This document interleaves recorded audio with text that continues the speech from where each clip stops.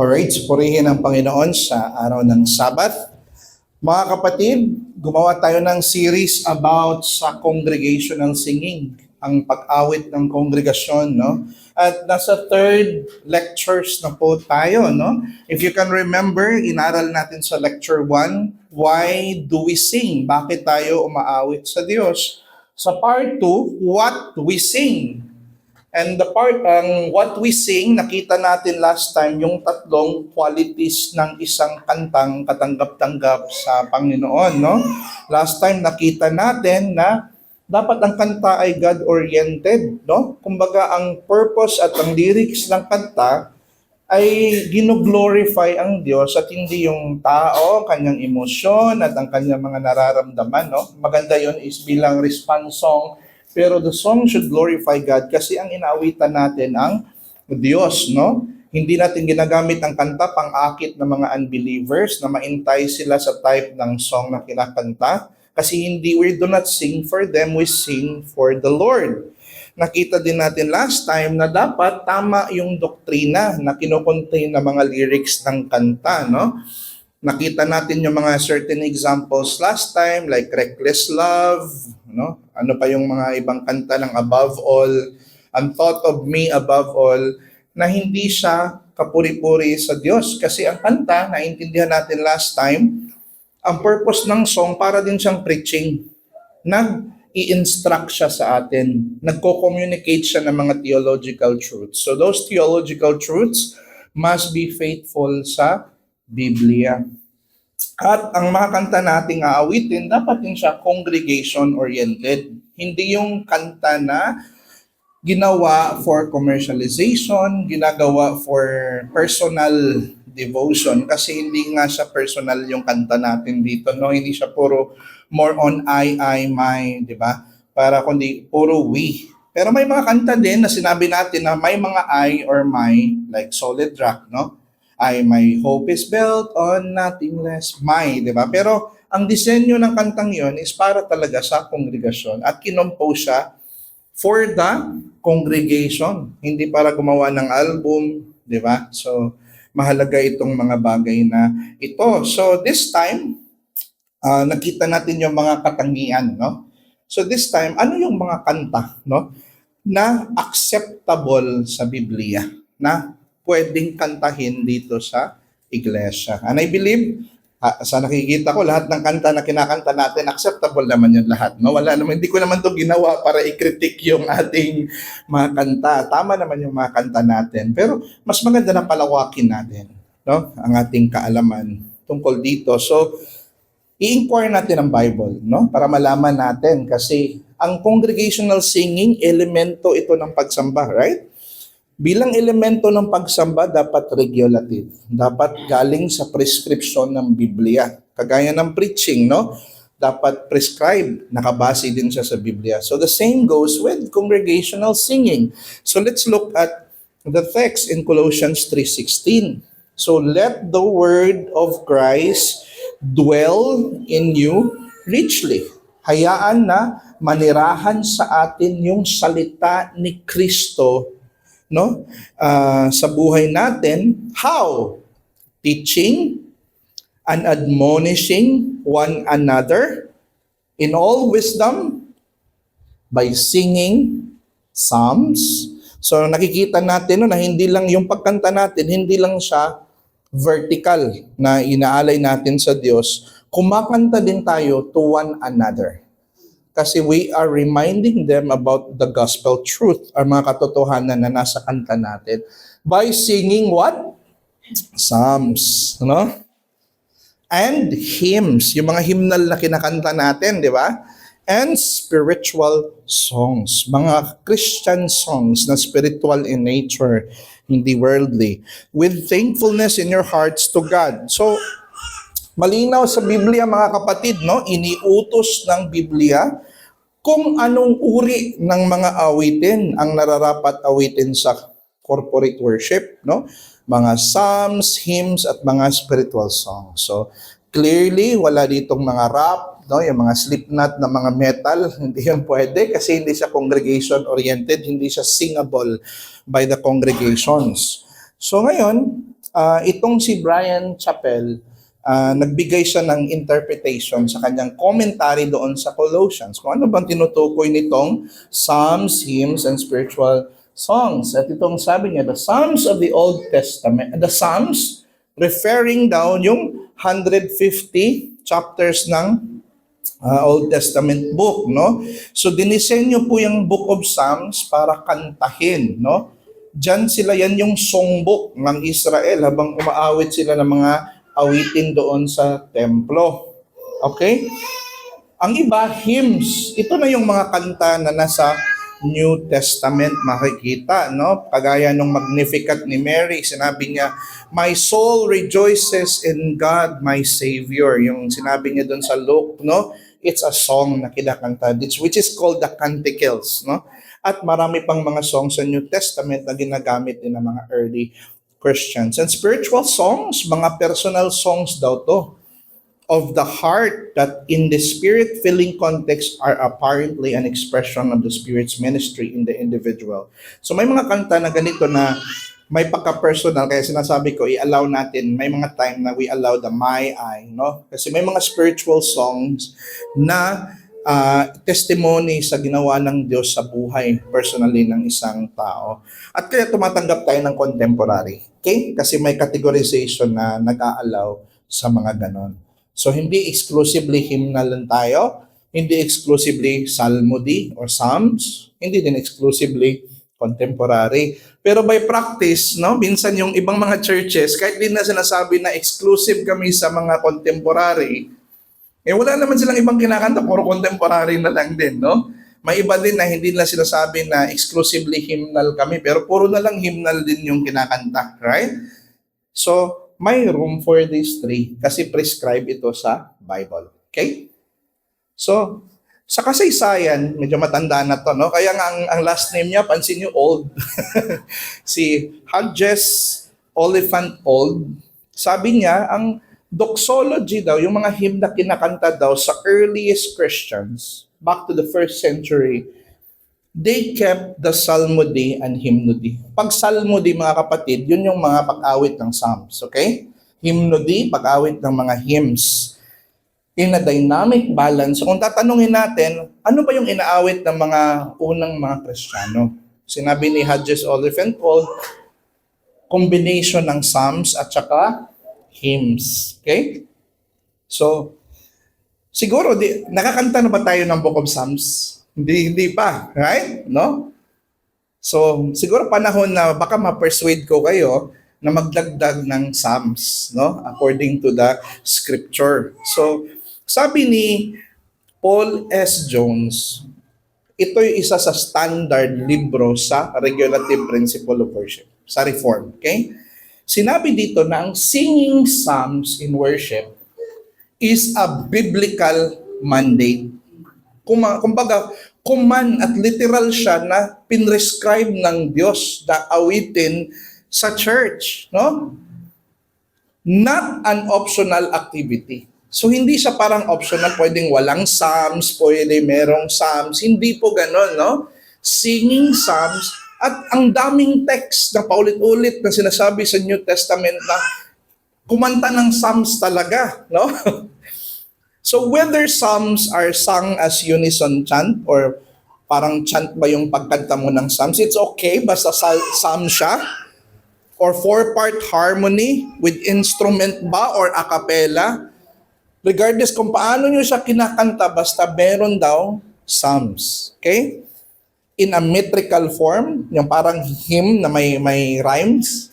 Okay? Pwede siyang ganun din. Or whatever translation ang gagamitin ninyo. Now, mga kapatid, tayo ay Reformed Baptist, no? Meron tayong 1689 London Baptist Confession of Faith. Now, ang nag-frame ng confession na yan, chine-check ko sa kanilang association records, no? Kung sila ba'y umaawit ng psalm sa mga early particular Baptist. Nahanap ko sa kanilang minutes, mga kapatid, no? Dito ko nahanap sa mga minutes nila na brought up pala sa association ang pag-awit ng psalms, no? Nakita ko sa query number 2, whether singing of psalms be an ordinance of Christ. Ang sagot nila, ordinansa ba ito ni Kristo ang pag-awit ng psalms? Ang sagot po dito, first, that singing of psalms is an ordinance of Christ. No? Ano nga ba yung mga ordinance ni Kristo? Sacrament, preaching, prayer, laying of hands. Kasama din daw yung pag-awit. Hindi lang yung congregational singing, kundi pag-awit din ng psalms, pag-awit ng mga salmo, mga kapatid, no? So, take note, sa pinaka-early na Christians, kumakanta sila ng psalms. Particular Baptist, mga Reformed Baptist churches na framer ng confession natin, kumakanta ng psalms. Ngayon ang question, bakit pipigilan natin, no, na isama ang psalms sa ating pag-awit? Walang enough po na reason, no, na hindi isama yung Book of Psalms. Okay? So, itong si Joel Beeke, siguro marami sa inyo familiar, no? May book siya na Why Should We Sing the Psalms, no? Ito yung mga main points niya. Ibinigay daw yung Psalms. God gave the Psalms to Israel, pero hindi lang daw limitado sa Israel. But it is given to all nations to be sung, to all the earth. Buong tao, dinisenyo ang Psalms na awitin ng buong sangkatauhan.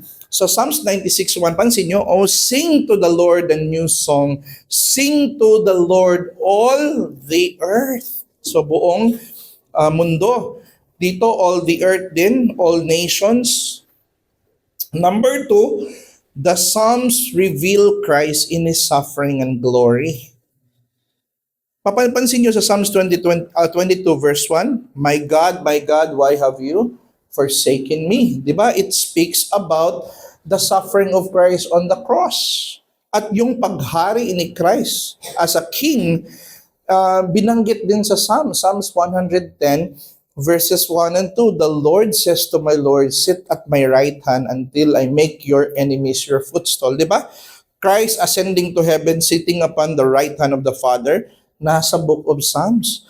At panahon na ma-depress ang mga people of God, panahon na magkaroon sila ng anxiety, may kanta para sa lahat ng uri ng emotion na nararamdaman ng tao doon sa Book of Psalms. Lamentations, desolations, prayer na mamamatay sa lahat ng kaaway ng Diyos, imprecatory psalms, nandun lahat. So, kumbaga, kinukonsider talaga ng mga Israelites na itong salmo, ito yung nag-iisang the only inspired songbook of God.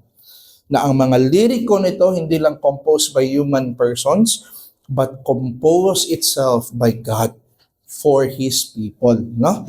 So dito pa lang magandang rason na idagdag ang Psalms, no? Sa ating pag-awit. And guess what, mga kapatid? Christ and the New Testament Church sang the Book of Psalms, no? Before nag-Passover, si Kristo umawit siya ng Hallel, no? That's in the Book of Psalms, mga kapatid, no? Portion niya ng Book of Psalms. Pagkatapos ng Passover, he sang another hymn, which is another Hallel, no? So, sa temple at sa mga Israelites, si Kristo, lumaki siya na umaawit ng Psalms kasi siya ay isang Hudyo.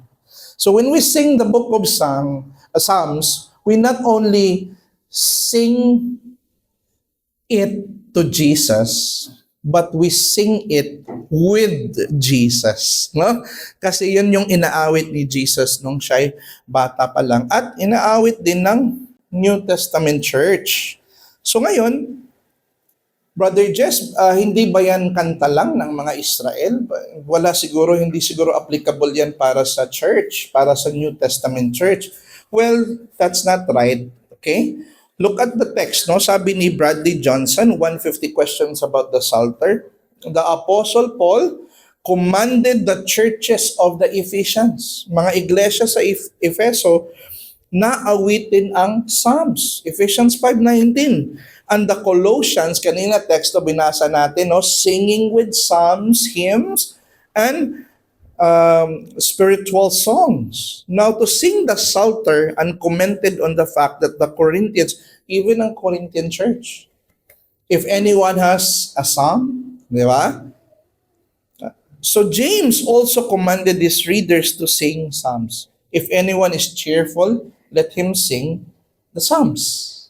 So malinaw, mga kapatid, ang imperative sa pag-awit ng psalms ay pinrescribe, no, ng Diyos para sa church. Pag sinabi nating prescription, ito'y bagay na dapat gawin, no? Kagaya ng doktor, no, na nag-prescribe kung para gagaling ka, mag-prescribe ako ng dosage, mag-prescribe ako ng gamot na iinumin mo, at hindi mo pwedeng hindi gawin yon, no? In the same way, kukumbinsihin ko kayo through the scripture na there is solid biblical reasons to add the book of Psalms sa ating pag-awit. Kung ma-persuade kayo, pwede nyo idagdag, no?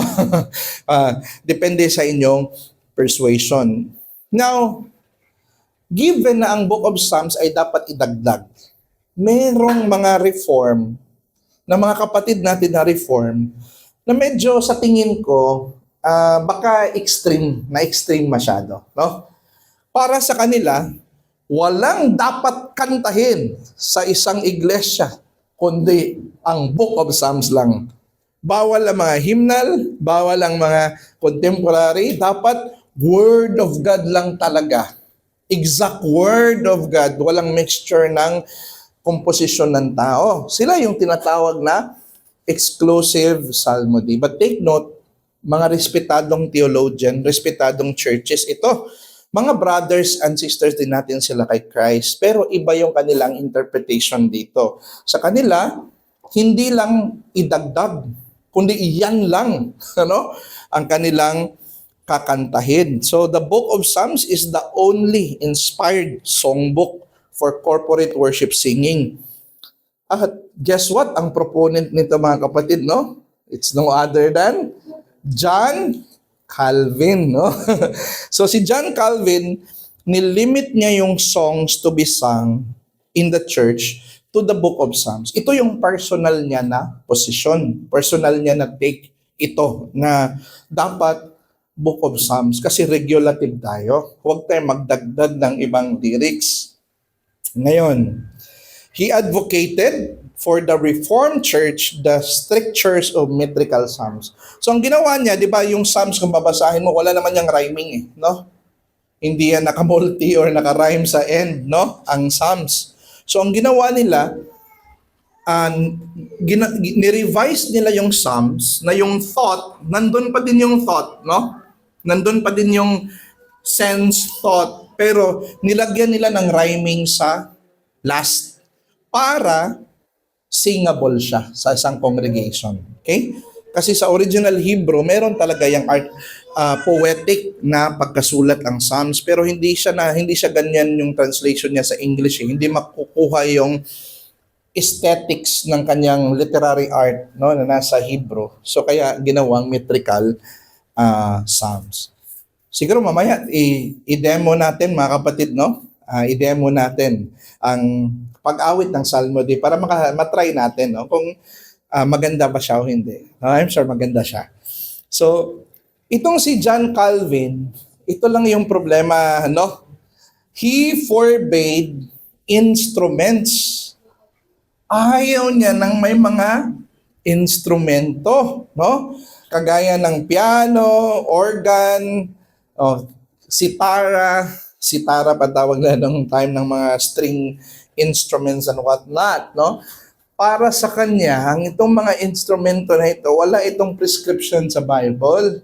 At ma-focus na minsan yung tao daw doon sa tugtog ng instrument more than sa lyrics ng song na kino-communicate para sa atin, no? Mapapansin natin, maraming taong kumakanta doon sa mga born-again churches. Hosanna, Hosanna to the highest, na umiiyak, gumaganon yung kamay, pero hindi naintindihan yung word na yon, no? So, minsan, nawawala yung lyrics, mas nafo-focus sa tugtog, no? Next, ayaw din niya, sa kanya, he allows it to be done at home for family worship. So okay lang sa kanya nga pag nasa bahay kayo, nagtugtog kayo gamit ng instrument, okay lang. Pero sa church, ayaw ni John Calvin, no? Ayaw din niya ng choir. Itong choir, gusto ko to, no? Gusto kong view ito niya na dapat walang choir sa church na may iilan kasi dati sa Roman Catholicism, no? Ang kanta nila before sa Roman Catholic Church, Latin lang 'yon. Okay?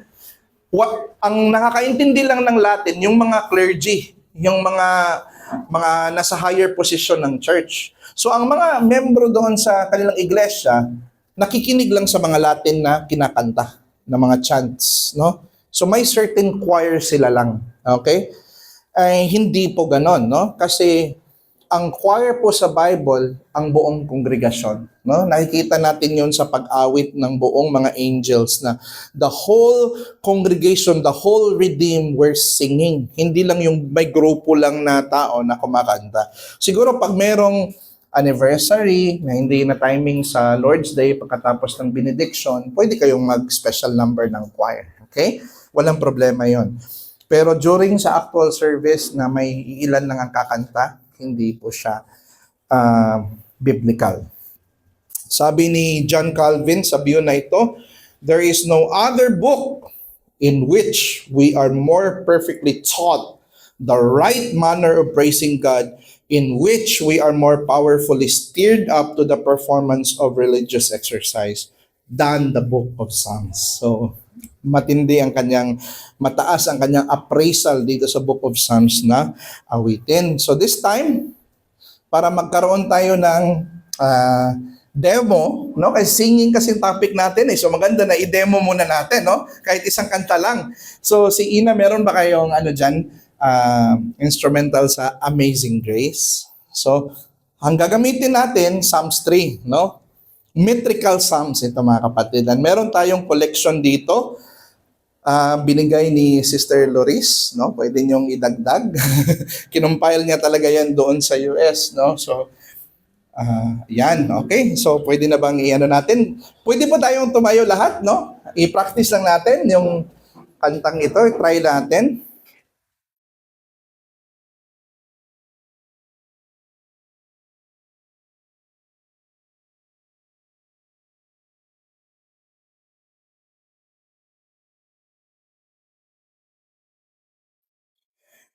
Oh Lord, my foes are multiplied.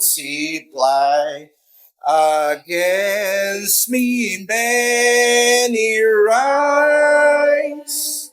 They say of me, he has no help, though he on God relies. But you, my shield and glory, Lord, my head you lifted high, and from his holy hill the Lord gave answer to my cry. I lay down, slept, and woke again.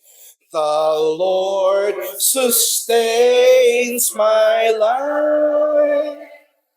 I will not fear 10,000 strong, surrounding me with strife. Lord, rise and save me, oh my God, for you subdue my foes. You strike the jaw of wicked men and smash their teeth with blows. Deliverance is of the Lord to grant it as you. Oh, may the blessing that you give be on your people's teeth. Praise the Lord. Salamat mga kapatid. Mga po kayo. So nakita nyo, wala tayong practice nun, no? Wala tayong practice sa psalmody. Pero, napapansin ko, kaya nating awitin, di ba? So pag inawit mo yun mga kapatid, yung actual word of God talaga, yung iyong inawit. At maganda na meron tayong collection na mga familiar hymns, no? So mga familiar hymns natin, pwede nating ilapat dito sa Psalms. So praise the Lord doon sa demo na yon mga kapatid, no? Now going back to Calvin, so even though kay Calvin, no, Psalms lang ang kakantahin, di ba? Pero makita natin sa church niya sa Geneva, hindi sila exclusive psalmody yung church niya, no? Kasi mapapansin nyo, meron silang pag-awit ng Ten Commandments. Wala yun sa Psalms, right? Meron silang Psalm, yeah. Meron din silang prayer of thanksgiving, Psalm song or Simeon song. So, hindi sila exclusive, pero meron talaga silang mga psalms, mga kapatid, no? So doon sa maganda, mas regulative, no, ang iglesia na may salmo, no, na inaawit din. Kahit hindi totally psalms lahat, no, kahit may hymns, spiritual song, praise the Lord. At walang masama sa English, no, sa English, no? Kasi ang yung English transcultural siya. Kumbaga, hindi natin nililimit yung pagkanta sa ating ethnicity, sa ating culture at sa ating language, no? Kasi parang maging katulad doon sa Cebu na puro sila Bisaya. Pagpunta na mga ng diko ng TBC doon, no? Kakanta sana siya. Hindi niya kayang kumanta kasi yung song para lang sa ethnic language nila. So, mas maganda na may English, okay? Para transcultural, inclusive kasi din ang English. So, pwede gamitan ng Tagalog, pwede din mag-English, no? Walang masama doon, mga kapatid. Pero itong view ng exclusive psalmody, yung dapat psalms lang talaga ang kakantahin, it has certain problems, mga kapatid, no? Mali na din kung puro na lang psalms yung kakantahin. Bakit? Kung puro na lang psalms din ang kakantahin natin, ganito po yung maging problema. The name of Jesus would not be mentioned in our songs. Wala kang mababanggit na Jesus Christ, no? Hindi mo mababanggit yung resurrection, yung triune God, Trinity, kasi hindi naman explicitly mention doon sa Book of Psalms. So isa yung problema, walang Jesus na word sa ating kakantahin. Next, kung titingnan mo din yung awit doon sa langit, di ba? Revelation 4 tayo, napakinggan natin yung songs doon sa heaven. Yung songs of heaven, yun yung pattern na kinokopya natin dito sa lupa, no? Pero napansin natin na yung kanta doon sa langit, di ba? Is not from the book of Psalms. In fact, yung Song of Moses, which is also the Song of the Lamb, it's found in Deuteronomy, wala sa Psalter. So mapapansin natin na hindi exclusive psalmodist ang singing doon sa langit. And because hindi sila exclusive psalmody, hindi din natin kailangan maging exclusive psalmodist. Okay? Hindi natin kailangan ilimit yung kanta sa Book of Psalms. Magdagdag tayo ng psalm sa ating kanta, but not exclusively. At mapapansin nyo, ang argument kasi sa exclusive psalmody, dapat word of God talaga. Wala talagang word of man. Pero bakit yung other element of worship, pag nagpe-pray ka pa, nire-recite mo din yung nasa text ng Psalms or text ng Bible, word for word? Hindi naman, right? Pag nagpe-preach ka ba, nire-recite mo din yung mga preaching nila ni Paul? Hindi naman, right? Faithful lang dapat yung message doon sa gospel. In the same way, ang songs, hindi din niya kailangan maging mere recitals. Okay? Just as the other elements of worship are not recitals, so the same goes with congregational singing. So, kaya, for these reasons, hindi natin kailangan maging exclusive sa salmo. Okay? Yung mga thoughts na yon, mga kapatid, ay kinuha ko galing dito sa libro ni James Miller. Sabi niya, we are not commanded to pray only the prayers found in Scripture, no? Nor do we preach only the sermons found in Scripture. Therefore, it does not follow necessarily that to be under the regulative principle, an element of worship must be conducted using only the very words of Scripture. So hindi siya kailangan na word for word Scripture yung ating singing, just as ang preaching natin hindi kailangan word for word. Pero alam nyo ba, sa history ng mga reformers, merong mga reformers na nirerespeto natin, na mataas at tingin natin sa mga reformers na ito, pero may iba silang pananaw. Itong si Aldrich Zwingli, kasi sa German siya, yung W sa kanila, V ang ano niyan no? Kagaya ng Volkswagen, di ba? We don't say Volkswagen, di ba? Volkswagen. So, si Aldrich Zwingli, para sa kanya, although siya yung pinaka-best musician sa lahat ng reformers, walang makakatalo sa kanya being the best musician, he was trained in virtually all instruments, pero sa view ni Zwingli, he believed that music was too powerful and too emotional to be used in Christian worship.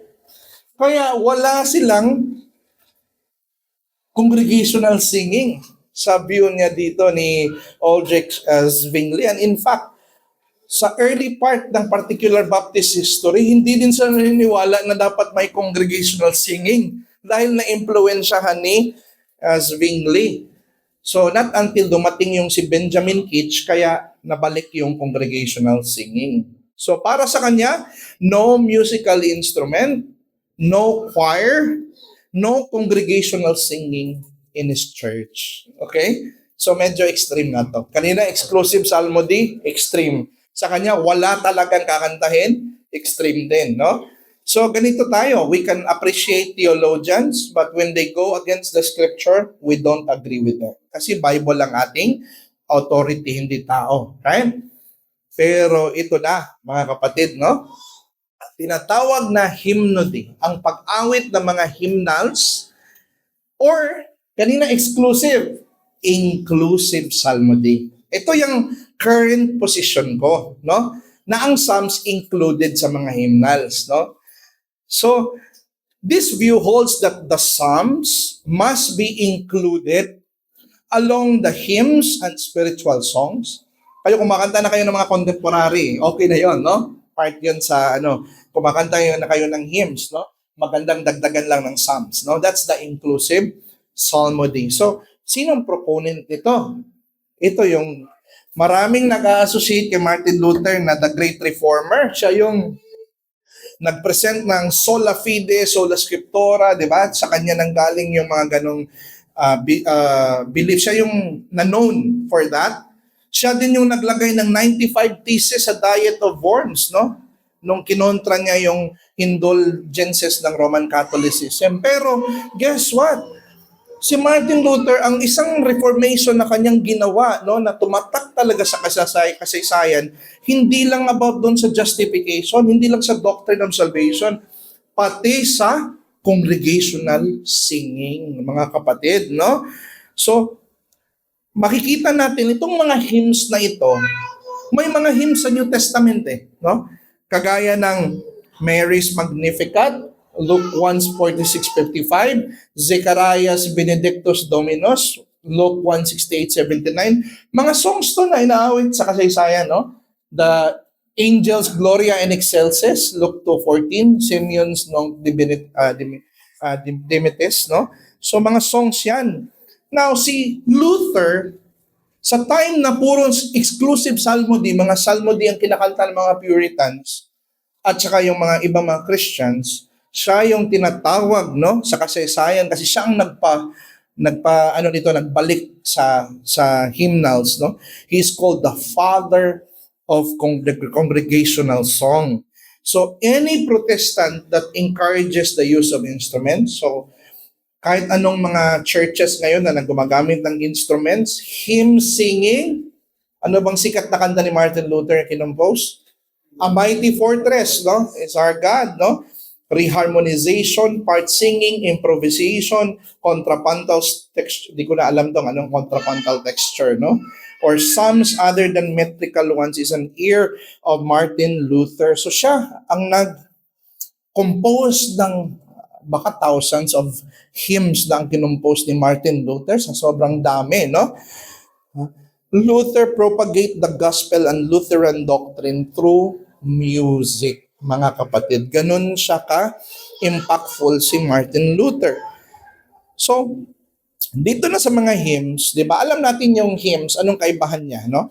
Ang mga hymns are religious poems or songs written in metrical form. So, may metro siya. Kaya singable, di ba? Kaya natin kanina, wala tayong practice sa Salmody, pero nakanta natin bigla yung Psalms 3 na walang ka-practice-practice kasi singable siya kasi may metro siya. At may poetry siya, may rhyming siya sa panghuli, no?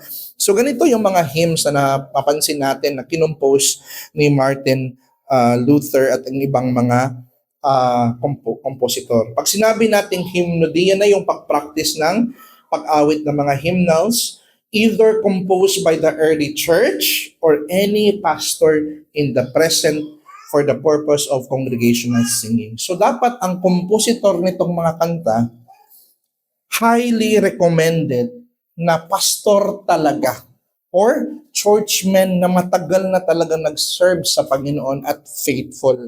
Kasi yung mga composition na yon is at least trusted siya, no? Hindi kahit sino-sino lang nag-compose, pinapaawit natin sa church, di natin alam, no? Oneness pala yung singer na yon, no? Just like ngayon sa nauso sa mga post sa Facebook, no, na si Kristo daw yung ama ng mga Kristiyano. Maling doktrina yon, no? Most likely oneness ang nag-compose ng kantang yon, tapos inadapt na mga Christian. So may dalawang sikat, no, na nag-ano ng mga hymns na very trustworthy ang kanilang lyrics, si Isaac Watts and Martin Luther. So, ang ginawa naman ni Isaac Watts, mga kapatid, ito yung napakaganda ng kanyang contribution. Isaac Watts authored some paraphrases and hymns with a related purpose, the quest to Christianize the Psalms. So, ang ginawa niya, di ba, sa Psalms, wala pang name ni Christ dyan, di ba? Hindi nilagay yung name ni Christ dyan. Ang sa kanya, pinaparaphrase niya yung Psalms, nilagyan niya ng Jesus, nilagyan niya ng Trinity. Kumbaga, ni-reinterpret niya yung Psalms in light of the New Testament. Okay? So, for example, yung Psalms 2 na yan, no? Kinompose yan ni Isaac Watts, no? Papansin mo, nilagyan niya ng Christ, no? Nilagyan niya ng mga ascension, no? Yung he raised him from the dead. Napansin nyo? Kasi yung Psalms, hindi pa sobrang malinaw ang gospel dyan eh. No? Ang gospel nasa shadow pa lang, anino pa lang siya. Pero dito sa New Testament, since malinaw na siya, bumalik siya sa Psalms at ni-reinterpret niya. Kaya yung hymns niya sa buong book of Psalms, Christianize. Ang gandang awitin ng kanyang Psalms, mga kapatid. So spiritual songs, ito yung mga Christian songs in general. Okay? They are described as spiritual to contrast it with earthly. Okay? Galing siya sa banal na espiritu. So, pwede natin ma-include dito yung contemporary. Okay? So, ibig sabihin, walang pagbabawal sa Diyos ng contemporary songs. As long as yung quality niya, katangian ng song na ito, faithful sa Biblia. Okay? So kaya, dito lang tayo maingat, no? Pag contemporary song, since hindi natin kilala yung mga author na yon, dapat i-evaluate talaga yon ng church. Aralin talaga muna yung lyrics kasi baka mali yung mensahe na gustong i-convey.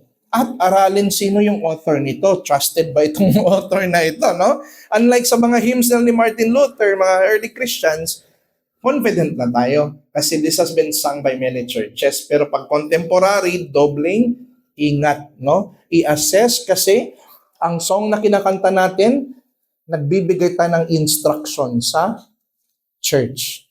Nagko-communicate tayo ng truth.